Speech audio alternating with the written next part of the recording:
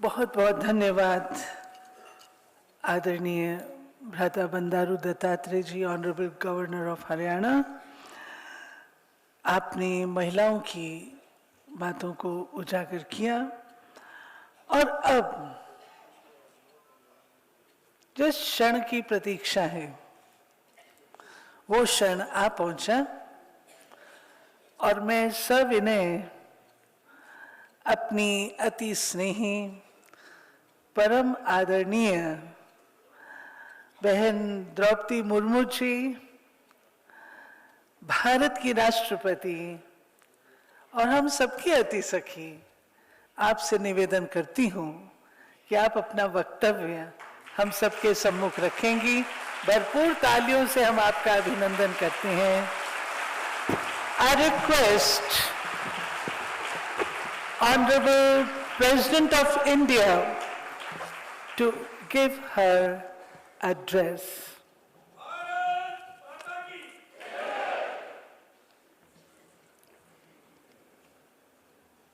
इस समारोह में उपस्थित हरियाणा के राज्यपाल आदरणीय श्री बंडारू दत्तात्रेय जी, भारत सरकार के राज्य मंत्री श्री राव इंद्रजीत सिंह जी, राज्यगिनी बहन मोहिनी बहन जी, राज्यगी ब्रजमोहन भाई जी, राज्यगिनी जयंती बहन जी, राज्यगिनी चक्रधारी बहन जी, राज्यगिनी आशा बहन जी, राज्यगिनी हम लोगों का अति आदरणीय अति प्रिय शिवानी बहन जी, ब्रह्मा कुमारी परिवार के सभी राज्योगी राज्यगिनी भाइयों बहनों, देवियों और स्वजनों, आप सबको मेरा नमस्कार। आज आप सबके बीच यहाँ उपस्थित होकर मुझे बहुत प्रसन्नता हो रही है। ओम शांति रिट्रीट सेंटर के इस सुंदर प्रांगण का आध्यात्मिक वातावरण मन को एक नई ऊर्जा, नई उद्दीपना, नई उस उल्लास मन में सृष्टि करती है। मैंने ब्रह्म कुमारी संस्थान को बहुत करीबी से जानती हूँ। मैं इसको अपना घर समझती हूँ, मेरे बाबा का घर समझती हूँ।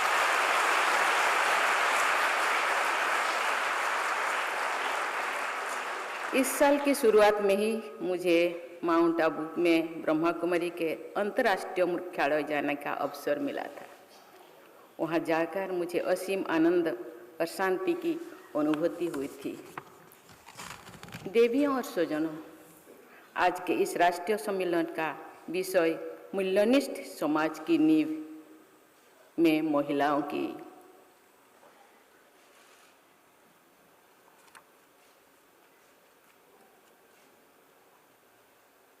क्या भूमिका। Women as foundation of a value based society अत्यंत प्रासंगिक है। महिला शक्ति ने भारतीय समाज में मूल्यों और नैतिकता को स्वरूप देने में महत्वपूर्ण भूमिका निभाई है। भारत की समृद्ध सांस्कृतिक और आध्यात्मिक विरासत में महिलाओं को यथोचित सम्मान और स्थान दिया गया था। हमारे वेदों, उपनिषदों, पुराणों और महाकाव्यों में महिलाओं की स्तुति, शक्ति, करुणा और ज्ञान के स्रोतों के रूप में की गई है। हमारी संस्कृति में माता पार्वती, माँ दुर्गा तथा काली, माँ लक्ष्मी और माँ सरस्वती का जीवन की पोषक और नैतिकता के संरक्षण के रूप में देखा गया है।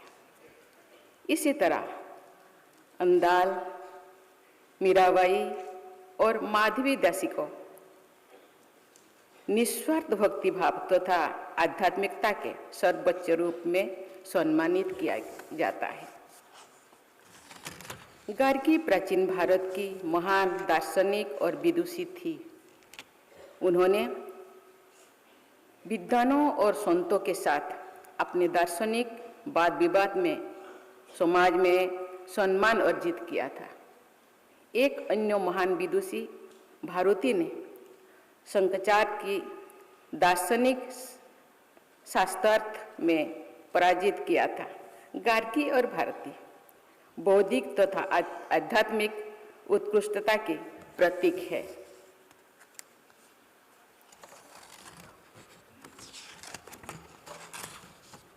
ज्ञान के प्रति उनकी अटूट प्रतिबद्धता महिलाओं की असीम क्षमता को प्रदर्शित करता है। ऐसे अनेकों उदाहरण मौजूद हैं जहां महिलाओं ने अपनी बुद्धि, विवेक और ज्ञान के बल पर ख्याति अर्जन कर सर्वोच्च स्थान प्राप्त किया है।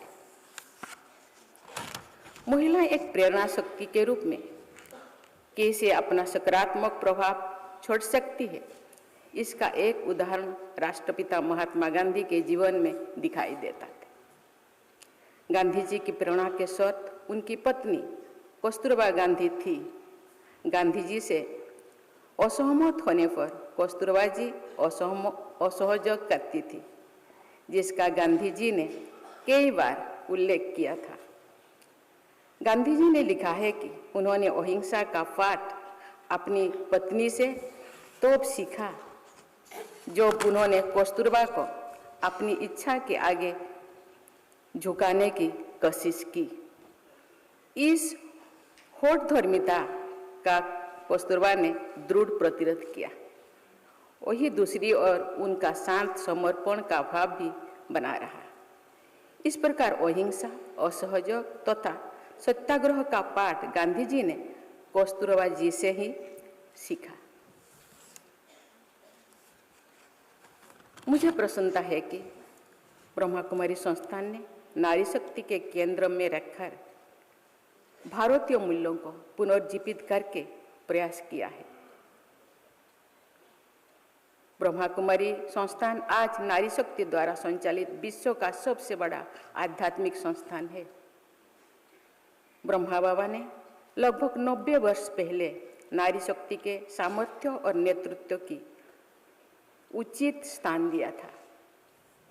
संस्थान के 40,000 से अधिक बहनें दुनिया के 140 देशों में आध्यात्म और भारतीय संस्कृति परंपरा को आगे बढ़ा रहे हैं।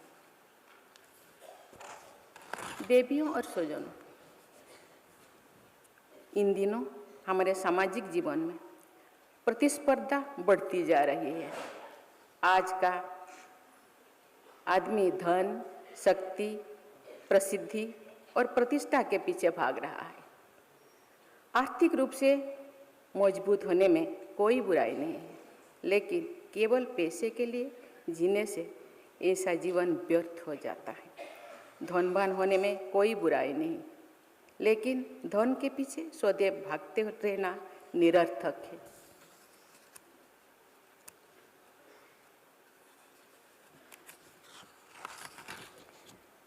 इंद्रियों का सुख और आंतरिक आनंद एक समान नहीं होते। आर्थिक प्रगति और भक्ति संपन्नता हमें सुख दे सकते हैं, लेकिन आनंद और शांति नहीं दे सकते। आध्यात्मिक जीवन से दिव्य आनंद और शांति के द्वार खुलते हैं। हमारी माताओं ने मार्गदर्शन में इस दिव्य आनंद और शांति की खोज पर परिवार में शुरू होने चाहिए। देवियों और स्वजनों, महिलाओं को जो भी समान अवसर मिला है, उन्होंने सिद्ध किया है कि वो हर क्षेत्र में पुरुषों के बराबर और कभी-कभी उनसे बेहतर प्रदर्शन कर सकती है।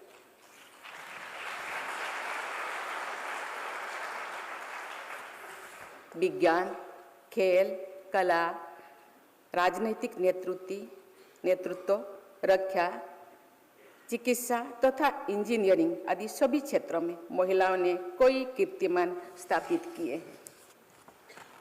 गांधीवादी इलाबेन भट्ट ने अपनी संस्थान सेवा और जसवंती बेन ने लिज्जत पापड़ नामक उद्यम की सहायता से अनगिनत महिलाओं को आर्थिक स्वतंत्रता प्रदान कर उन्हें स्वावलंबी बनाने की मदद की। केरल की कात्यायनी अम्मा ने 98 वर्ष की उम्र में साक्षरता प्राप्त कर महिलाओं के धैर्य और संकल्प की एक नई परिभाषा दी है। इस तरह कर्नाटक में पर्यावरण की रक्षा में सक्रिय वयोवृद्ध सालुमरोदा तिम्मक्का ने हजारों वृक्ष लगाकर वन संरक्षण में अद्भुत योगदान दिया है। चिपको आंदोलन में ग्रामीण महिलाओं के नेतृत्व से पर्यावरण संरक्षण के प्रयासों के लिए एक अनुकरणीय उदाहरण सामने आया है। ये सब उदाहरण विपरीत परिस्थितियों में भी भारतीय महिलाओं की संकल्प शक्ति, दृढ़ निश्चय और लगन की जीती जागती तस्वीर है, मिसाल है। देश में असंख्य महिलाएं हैं जो बिना किसी डिग्री या फॉर्मल एजुकेशन के विभिन्न क्षेत्रों में उत्कृष्ट योगदान दे रहे हैं। मैं प्रायः कहती हूँ कि महिला सशक्तिकरण के सामाजिक और आर्थिक दोनों पहलू हैं, लेकिन साथ ही साथ इसमें आध्यात्मिक पहलू को भी जोड़ना चाहिए। आज भारत विश्व की 5वीं सबसे बड़ी अर्थव्यवस्था है। भारत एक और बड़ी आर्थिक महाशक्ति के रूप में उभरे। इसके लिए एक अत्यंत महत्वपूर्ण है कि वर्कफोर्स में भी अधिक से अधिक महिलाएं भागीदारी बने। अनेक क्षेत्रों में महिलाओं की भागीदारी बढ़ रही है, लेकिन क्या ये अपने क्षेत्र में सर्वोच्च स्थान पर पहुंच पा रहे हैं? एक आंकड़े के अनुसार भारतीय कंपनियों के बोर्ड में केवल 7% महिलाएं एग्जीक्यूटिव पोजीशन पर है। प्राइवेट सेक्टर में मिडिल लेवल में मैनेजमेंट में भी वुमेन पार्टिसिपेट में एक स्तर के ऊपर कभी देखा नहीं जा रहा है। इसका मुख्य कारण है पारिवारिक दायित्व। मैं देखती हूँ कि कामकाजी महिलाएं ऑफिस के साथ साथ घर की जिम्मेदारी भी उठानी पड़ती है। हमें ये सवाल पूछा होगा कि क्या बच्चों और घर की जिम्मेदारी केवल महिलाओं की है? हमें इस सोच को बदलने की ज़रूरत है। उन्हें परिवार से और अधिक सहयोग की ज़रूरत है, जिससे वे बिना किसी बाधा के अपने करियर में सर्वोच्च शिखर पर पहुंच सके। देवियों और स्वजनों, भारत इस वर्ष G20 समूह की अध्यक्षता कर रही है। भारत के G20 एजेंडा में वुमेन लीड डेवलपमेंट पर प्राथमिकता बनाए रखना शामिल है।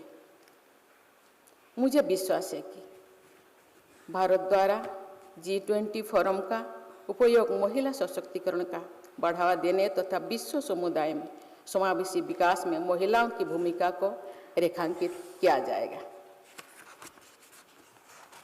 देवियों और स्वजनों, आज मुझे एम्पावरिंग द फैमिली अभियान का शुभारंभ करके प्रसन्नता हुई है। एक माँ का स्वभाव हमेशा समावेशी यानी इंक्लूसिव होना चाहिए। एक माँ कभी अपने बच्चों में भेदभाव नहीं करती है, इसीलिए प्रकृति को भी मदर नेचर कहा जाता है। भारतीय परंपरा में परिवार को सबसे अधिक महत्व दिया जाता है। स्वस्थ परिवारों का योग आदर्श गांव में है। आदर्श ग्रामों के संयोजन से आदर्श जनपद और आदर्श जनपदों के संयोजन से आदर्श राष्ट्र बनता है। इसका तात्पर्य ये है कि परिवार ही आदर्श जीवन का आधार है। जैसा कि हम सभी जानते हैं, परिवार में पहली शिक्षक हमारी माँ होती है। माँ न केवल बच्चों को परिवार बल्कि पड़ोसियों और पर्यावरण से परिचित करती है, बल्कि प्रचलित मूल्यों को भी बात करती है। हमारी माताएं हमें हमारे शास्त्रों और पुराणों से परिचित कराती है और हमें कोई प्रेरणादायक कहानी भी बताती है। हम सभी ने बचपन में सभी सावित्री, सीता, अनुसुईया के बारे में सुना है। हमने अर्जुन की वीरता और कर्ण के दान की गाथाएं बच्चों को सुनाते हैं। हमने श्रवण कुमार की पितृभक्ति और हरिश्चंद्र की सत्य के प्रति निष्ठा के बारे में भी सुना है। लेकिन मुझे लगता है कि इन दिनों माताएं अपने बच्चों को ये आदर्श जीवन के बारे में बताते कि नहीं। मुझे लगता है बताना प्राथमिकता है। वे बचपन से ही अपनी संतान को करियर कॉन्शियस बनाते हैं। माताएं चाहती है कि उनका बच्चा डॉक्टर हो, इंजीनियर हो, बड़ा अधिकारी या वैज्ञानिक बने। लेकिन माताओं को चाहिए कि वे अपनी संतान को सबसे पहले एक अच्छा इंसान बनने की प्रेरणा दें।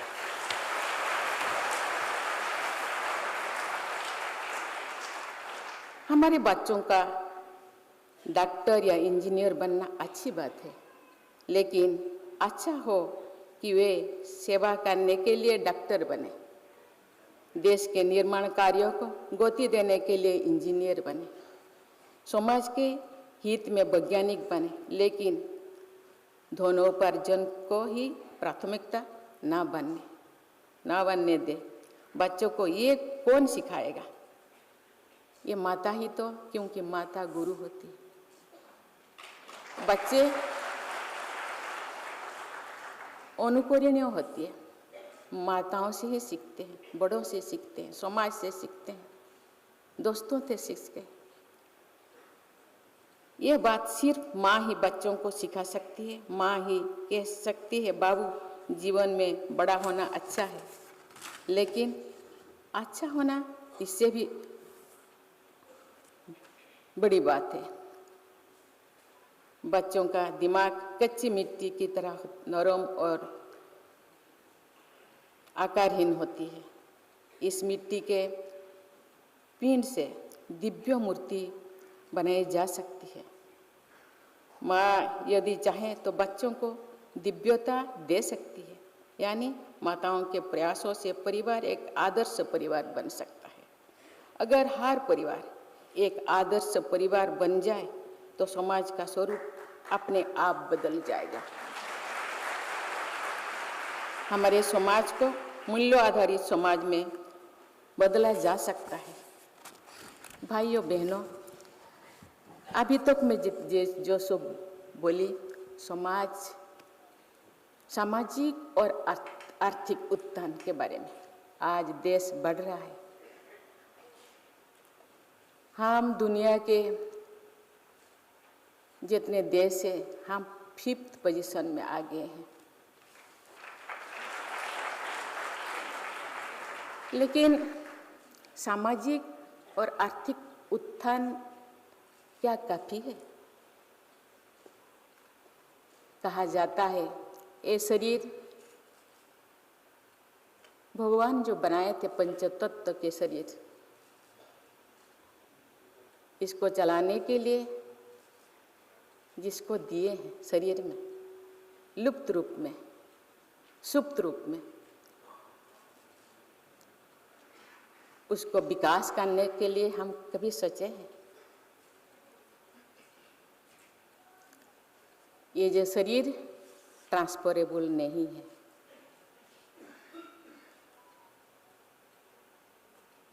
आध्यात्मिक शक्ति या जिस आत्मा का विकास करने से आत्मा ट्रांसफरेबल है, एक कैरी फॉरवर्ड होता है। शरीर को या विषय वस्तु जो भी है, उसके लिए हम इतने चीजें इकट्ठा करते हैं, जिसको हम सुख कहते हैं, जिसके अंदर हम शांति खोजते हैं, आनंद खोजते हैं, और क्या सही मायने में सुख शांति है?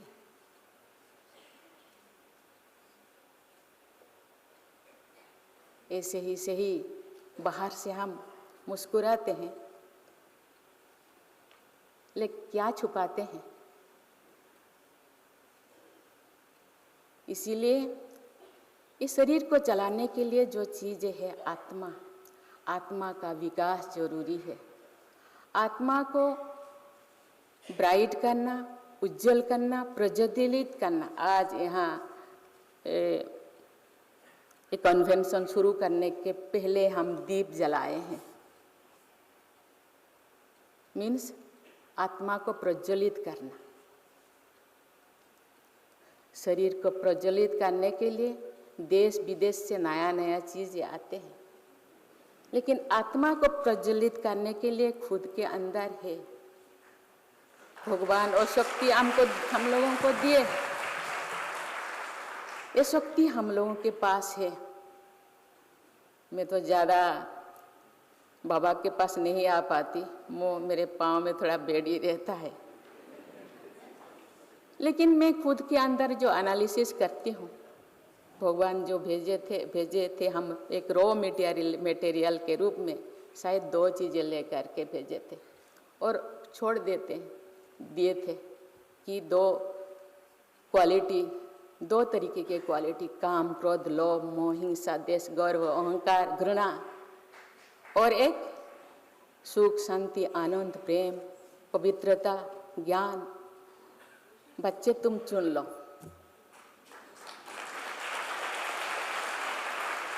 तो हम किसको चुन रहे हैं? जो परमानेंट चीज,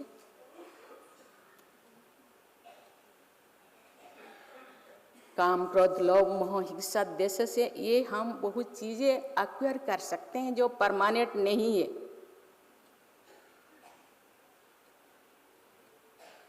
जो परमानेंट है, जो कैरी फॉरवर्ड होता है, जो मुझे पता नहीं, मैं पुनर्जन्म में विश्वास करती हूँ। आत्मा कहते हैं आत्मा अमर है, अजर अमर, ये निश्चर है। इसीलिए उसको साफ करने के लिए बाहर से कोई नहीं आएगा। इसीलिए खुद को ही, इसीलिए ये माताओं के ऊपर आज मैं बहुत सारे बहनों को मैं कलश दी। ये सारे शायद प्रतीक है, ये परंपरा है, लेकिन पहले ब्रह्मा बाबा ने ये सब चीजें शुरू किए थे माताओं को। क्योंकि माता, धरती को हम माता कहते हैं, सर्वं सोहा। क्या क्या करते हैं हम धरती के साथ, उसको ब्लास्टिंग करते हैं, क्या क्या करते हैं, लेकिन फिर भी वो सहन करते हैं, क्योंकि हम उनके बच्चे हैं। लेकिन सहने का भी एक सीमा होती है। इसलिए माता को भी बहुत सहन करने के, ये तो मुझे लगता है फाउंडेशन है। फाउंडेशन 80 साल पहले, ऐसे तो बहुत बीच बीच में हम लोगों को मैसेंजर भेजते रहते हैं। कभी गीता के रूप में भगवान ने हम लोगों को बहुत सारे पढ़ाए हैं, गीता, भागवत, उपनिषद, क्या क्या, रामायण, महाभारत, लेकिन हम भूल जाते हैं। लेकिन फिर ब्रह्मा बाबा को 80 साल पहले ब्रह्मा बाबा को भेजे, तुम क्या हो, क्या कर रहे हो, हम किस तरफ जा रहे हैं। आज हम पर्यावरण, ग्लोबल वार्मिंग में हम फंसे हैं।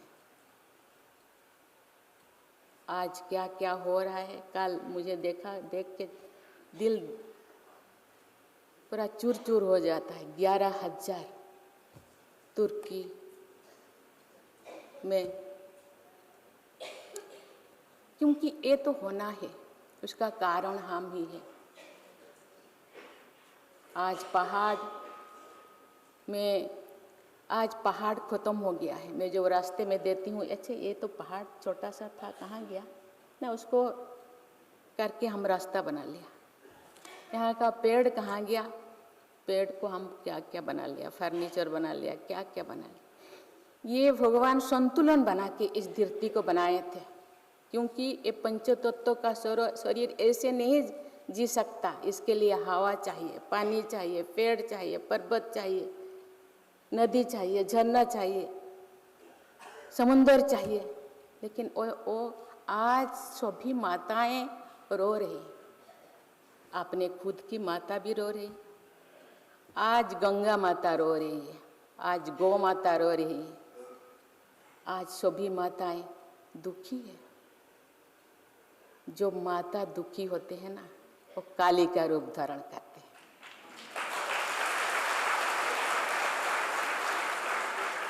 इसीलिए अभी भी समय बाकी है, हम लोगों को सजाग होना पड़ेगा और इसके जो दायित्व, इसके जो रेस्पॉन्सिबिलिटी माताओं को लेना पड़ेगा, क्योंकि माता में भगवान ने सहन शक्ति, धैर्य शक्ति, स्नेह ममता तो दिए, लेकिन इसके साथ ये धैर्य शक्ति, सहन करने का शक्ति, बोझ उठाने का शक्ति, माता बनने का शक्ति, इसके साथ साथ मुझे लगता है अभी शांति बनाने का शक्ति, सुख शांति आनंद प्रेम फैलाने का शक्ति भी हम लोगों को अपने हाथों में लेना चाहिए। इसीलिए आज बहनें 143 देशों में और जाकर के ये मैसेज, इंडिया में तो हम सब है थोड़ा बहुत, लेकिन वहाँ जाके अपने बीज को वहाँ डाल रहे हैं कि केवल एक अकेला चलने से नहीं होगा, ये विश्व को भी शांति का वार्ता, सुख का वार्ता, आनंद का वार्ता। और रास्ता क्या है? Way of living, art of living, जिंदगी जीने का शैली हम कैसे जिए। अरे हम भारत को चलाने के लिए संविधान है, स्कूल को चलाने के लिए कोई अपना बायलो है, हर चीज चलाने के लिए, मनुष्य चलाने के लिए कुछ नहीं, खुद को चलाने के लिए कुछ नहीं, लेकिन हम अपने आप को बनाना पड़ेगा। घर में कोई संविधान है क्या? पिताजी कहते हैं, ब्रह्मा बाबा ने कभी कभी मुरली में कहते हैं, बच्चे मेरे दाढ़ी का लाज रखो, लेकिन हम रखते हैं नहीं, क्योंकि ब्रह्मा बाबा तो बूढ़े हो गए हैं। हम आज का हम कंप्यूटर युग या बच्चे हैं, हम आकाश में उड़ने वाले हैं, पानी में घुसने वाले हैं, हम क्या क्या करने वाले हैं। हम माने हम विज्ञान में ये है वो है, गोल्ड मेडलिस्ट है, 5 गोल्ड मेडलिस्ट मेरे का ये है शरीर में। लेकिन इससे उठकर अपने आप को कोई एक प्रोवर्ब ओडिया में है, मैं उसको, हे आत्मनिद्रा परिहरी फेड़ी चिंतार आलोचना कर कर निरीक्षण निशब्द जीवन सत्य जाऊँती करी भेटिबा को मृत्यु सिंधु पराड़ लहरी। हे आत्मा निद्रा परिहरी, अभी निद्रा को परिहार करो, निद्रा छोड़ो। तुम अज्ञान निद्रा में सो गए हो और चिंता, तुम्हें आप चिंता कीजिए और निरीक्षण कीजिए, देखिए आपका जीवन कैसे खूब जोर से किस तरफ जा रहे हैं, मृत्यु के इस समुद्र में जाके डूबने वाले हैं। इसीलिए समय होते ही संभालो, क्योंकि आप तो फिर से आने वाले हो और फिर वही दलदल में तुम घुसने वाले हो। इसीलिए अभी से तुम सजाग हो जाओ। जिंदगी जीने के लिए रोटी कपड़ा मकान चाहिए, उसके लिए भगवान सफिशिएंट दिए हैं। एक बगान चाहिए, 6 फीट का एक खटिया, 2 कपड़ा, 2 रोटी। जब एज हो जाता है तो मैं तो 2 रोटी से ज़्यादा कल पेट खराब हो गया। ये जो पद पदवी, ये सब चीज़ें, ये जो सुंदर चेहरा, ये नहीं रहने वाले। मैं देख रही हूँ बहुत एक रहने वाला नहीं है। जो रहेगा उसको भी संभालो, इसको तो संभालना है, क्योंकि शरीर का भी जतन लेने वाला जरूरत है। बाबा कहते हैं सिर से लेकर के पाँव तक तो अपने शरीर को भी ध्यान दो, क्योंकि शरीर से ही आत्मा रहती है। नहीं, वो तो अकेला आत्मा नहीं काम कर सकती। आपके हाथ द्वारा काम करेंगे, आँखों द्वारा देखेंगे, पाँव द्वारा चलेंगे, मुख द्वारा बातें करेंगे, लेकिन इसको भी यत्न करना है। लेकिन जिसको ज़्यादा यत्न करना है वो है आत्मा। आत्मा के लिए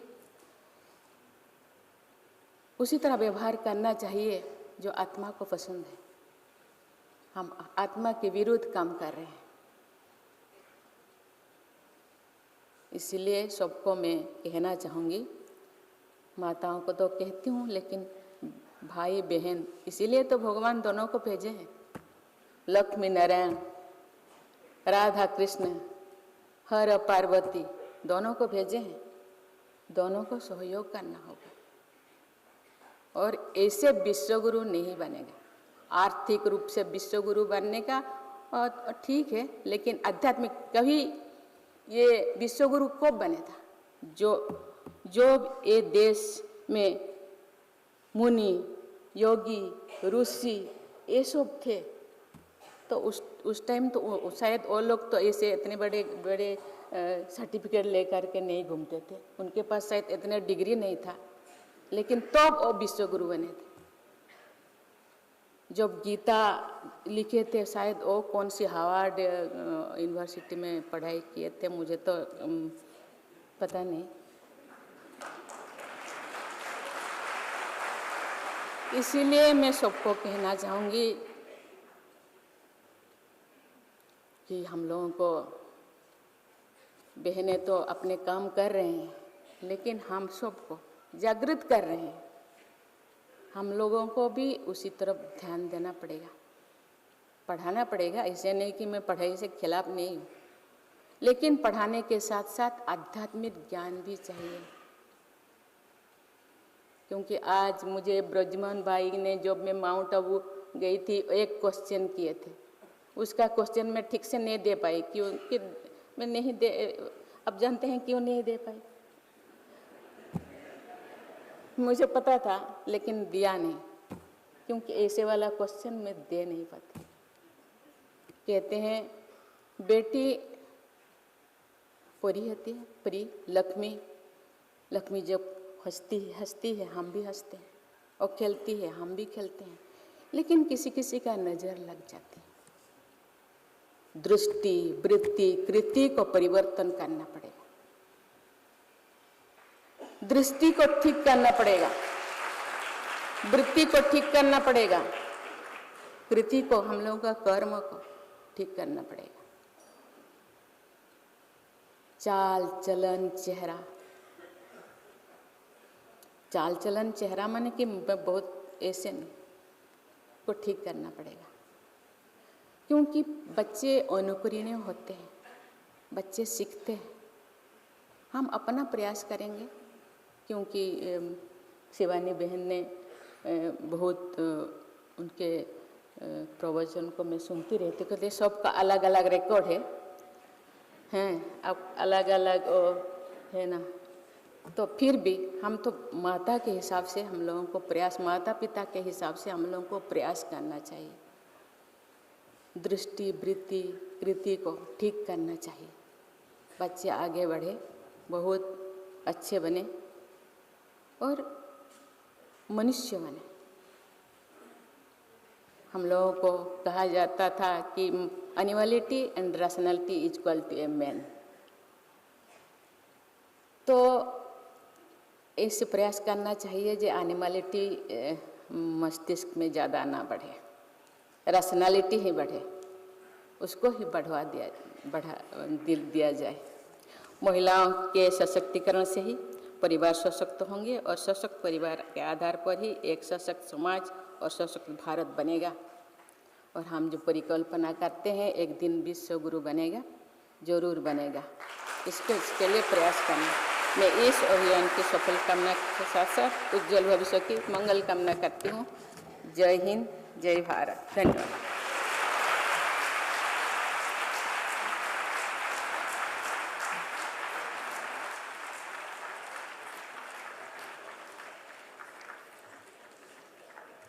बहुत ही ज्ञानवर्धक, मार्मिक, दिल के भावों को खुले दिल से एक महिला क्या महसूस करती है,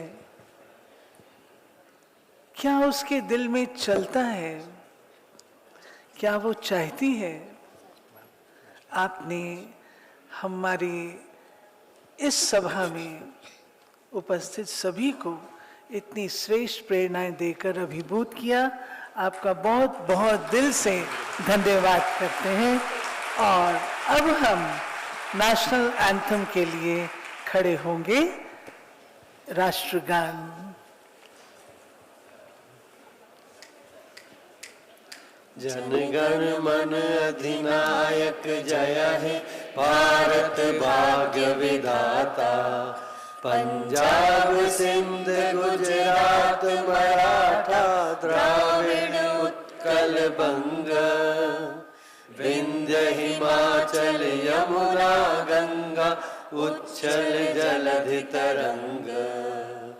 तब शुभ नामे जागे, तब शुभ आशीष मांगे। गाहे तब जय गाथा, जन गण मंगलदायक जय हे भारत भाग्य विधाता। जय हे, जय हे, जय हे, जय जय जय जय हे।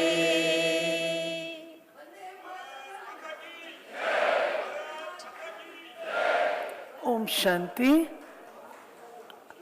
आप कृपया सब अपने अपने स्थानों पर विराजमान हो जाएंगे।